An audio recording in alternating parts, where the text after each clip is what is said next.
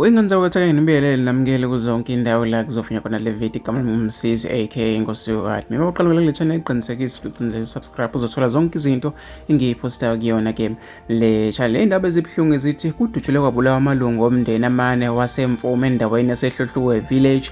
Kuthiwa ke lo mndeni ohlasele oshazwa ezintatha zanamhlanje ekseni, kanti ke kusindo oyedwa ozame ukubaleka ngesikhathi lo mndeni kuhlaselwa. Yena ke kubuye ukuthi usesibhedlela.